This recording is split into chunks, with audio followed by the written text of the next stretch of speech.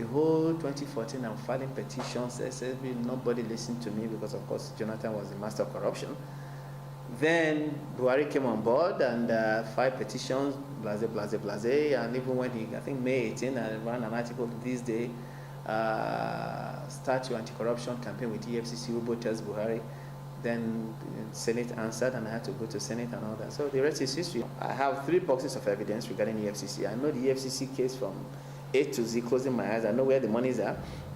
So this engagement would have been able to unravel the whole money. So we are not talking about actual loss alone. This $1 billion, the letter I'm doing for Buhari, I'm talking about $1 billion traced funds and $75 billion yet to be traced.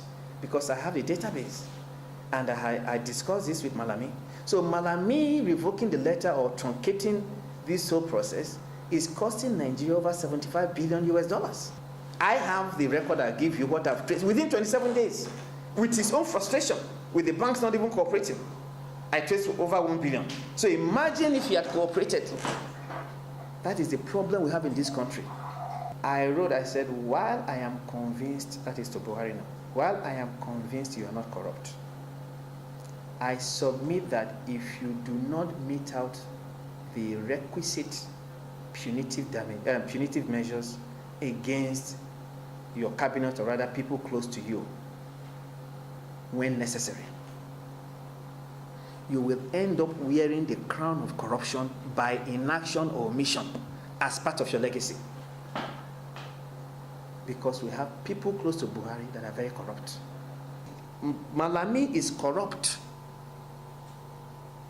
Malami is involved in what I have, with my letter to the president, open letter, what I call conspiracy with the banking sector mafia. Corruption, you have different types of corruption. You have corruption by omission or inaction.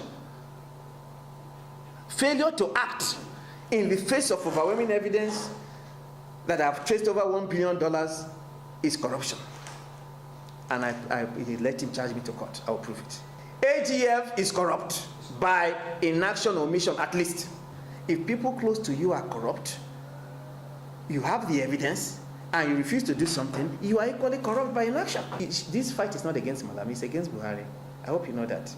Malami is small potatoes, because the evidence against him is clear. It is for Buhari to act. Failure to act means he's corrupt by omission, period. There's another issue I've not opened up to the press. Let's talk about this one first.